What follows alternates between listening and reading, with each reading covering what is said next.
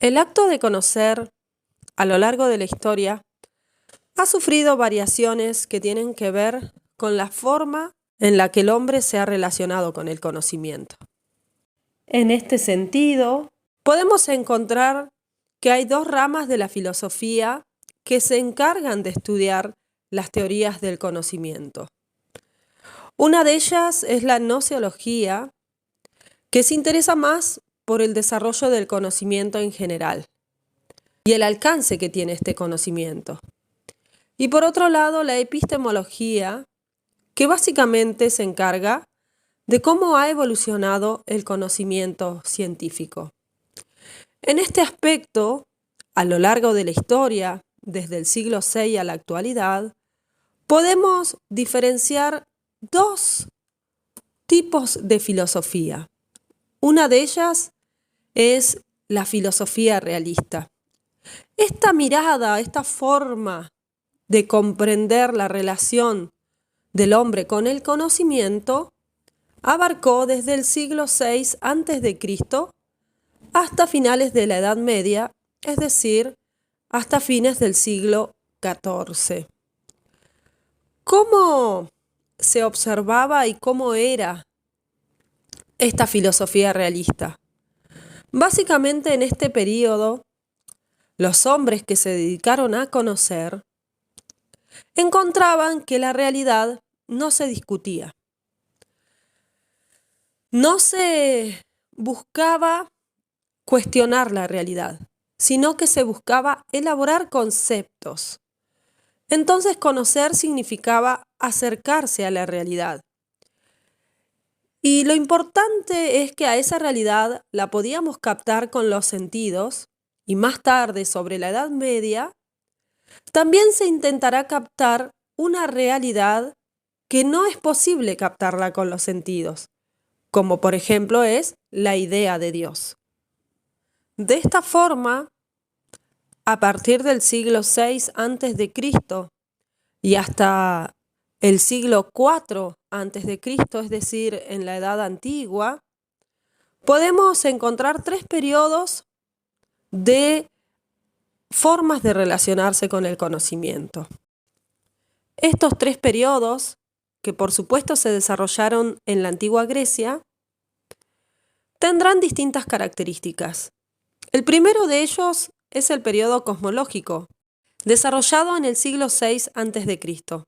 Aquí el hombre abandona el pensamiento mítico-dogmático, es decir, que ya no se basa en el mito para explicar su realidad, y también abandona distintos tipos de creencias que hasta ese entonces había sostenido.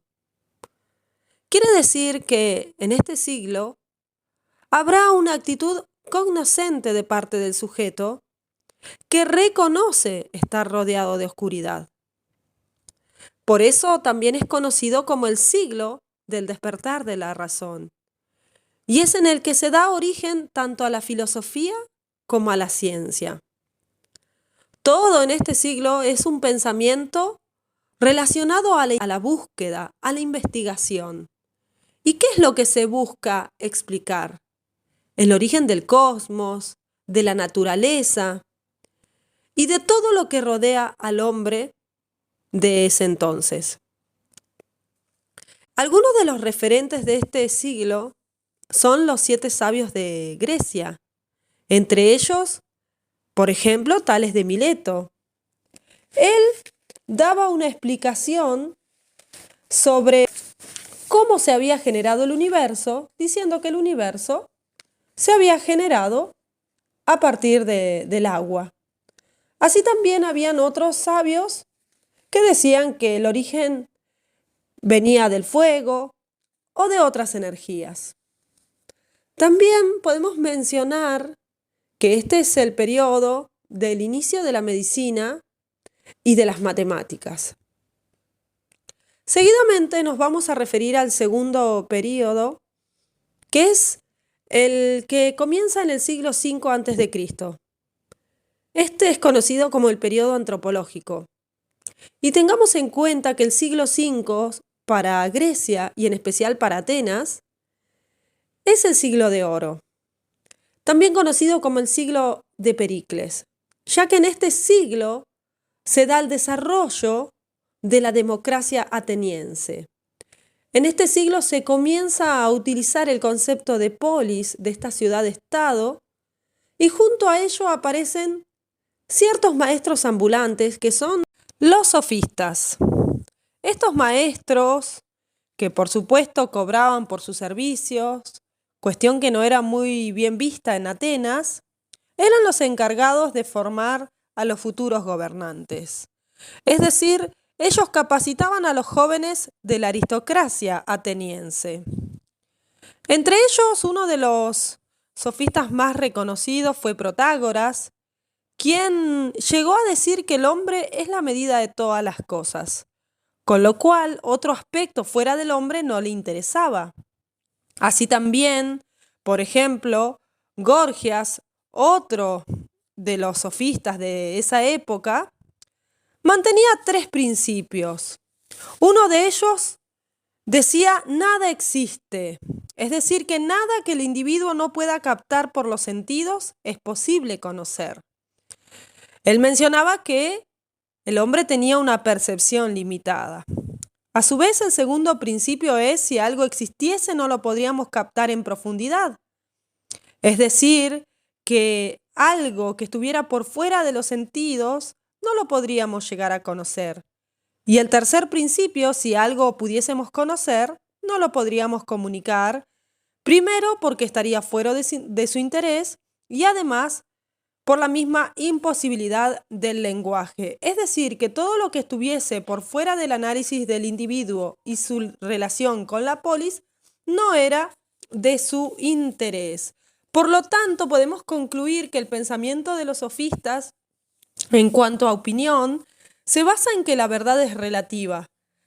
En cuanto al conocimiento, ellos se consideraban escépticos, es decir, que no podían llegar a un conocimiento verdadero. Y en cuanto a la religión, ellos se consideraban agnósticos, es decir, que ni negaban ni afirmaban lo trascendental. Por eso es así que más tarde, después de los sofistas, aparecerá Sócrates. Y la aparición de Sócrates viene a contrarrestar un poco la labor de los sofistas. Él también es un maestro ambulante, pero a diferencia de los sofistas, se interesará por la verdad. Una verdad universal, una verdad en la que comienza a aplicar la razón a cuestiones de tipo moral. Sócrates será el que por primera vez aplicará un método de estudio y él utilizará el método conocido como la mayéutica, que es este diálogo no solo con sus discípulos, sino con todo ciudadano con el que él se cruzaba, para poder ir ampliando sus conocimientos e ir evacuando todo tipo de errores y llegar así a un conocimiento más certero. Él buscaba las conceptualizaciones entonces más precisas y esto despertará, por supuesto, la envidia y el enojo de quienes serán los sofistas, cuestión que pagará muy caro porque será juzgado por un tribunal y tendrá que elegir entre el destierro y la muerte. Seguidamente, un discípulo de Sócrates fue Platón, quien también le dedicó críticas al pensamiento de los sofistas, ya que él entendía que todo lo ligado al pensamiento de estos maestros ambulantes era mera opinión o doxa. Según Platón, nada tenía que ver con el conocimiento científico, y él decía que para llegar a la verdad no había que quedarse con la opinión, sino que había que buscar la episteme, es decir, el conocimiento reflexivo no solo de la realidad que podían ver, sino también de lo que está más allá de los sentidos. Por eso Platón va a hablar de 2 realidades, y esto se llamará dualismo metafísico, es decir, de la realidad sensible o mundo de las cosas y de la realidad suprasensible o mundo de las ideas, que es aquella realidad que no podemos captar con los sentidos, donde está la perfección, donde están las verdades universales. Para Platón había que llegar a estas verdades universales. Por otro lado, Platón utilizará un método distinto al de Sócrates. Él utilizará el diálogo. A través del diálogo logrará arribar a conclusiones cada vez más precisas, es decir, a conclusiones que lo lleven al conocimiento verdadero, a la realidad suprasensible, donde se encuentra la idea suprema del bien. Por lo tanto, para concluir, la filosofía, según Platón, tratará de alcanzar la totalidad del saber, es decir, llegar a la realidad suprasensible. Por último, Platón se animará a proponer una forma de gobierno para Grecia, la cual, según su pensamiento, debía ser una monarquía, y ésta debía estar presidida por un rey filósofo, ya que así la polis dejaría de ser defectuosa y dejaría de haber corrupción en la misma. Seguidamente aparecerá Aristóteles en el siglo IV a.C., discípulo de Platón, quien también creará su propio centro de estudios, conocidos como Liceo. Hará una separación del conocimiento filosófico en tres partes: lógica, física y ética. Y dirá que la parte que estudia cómo el individuo llega a conocer se llamará lógica, debido a que no hacía falta un interlocutor porque todo se desarrollaba en el ámbito interno del individuo. Él creará el método de la lógica, en donde el individuo realizará un proceso de aprendizaje que Aristóteles lo llamará abstracción. La abstracción, por lo tanto, será pasar desde el intelecto agente, es decir, desde el momento en el que se recibe una información del exterior y se descarta lo que no es esencial, para pasar al intelecto posible, que es donde se crearán conceptos más precisos sobre la realidad. Y dirá Aristóteles que al conocimiento se llega a través de un método racional deductivo. Racional porque utiliza el intelecto y deductivo porque se construye desde lo general a lo particular.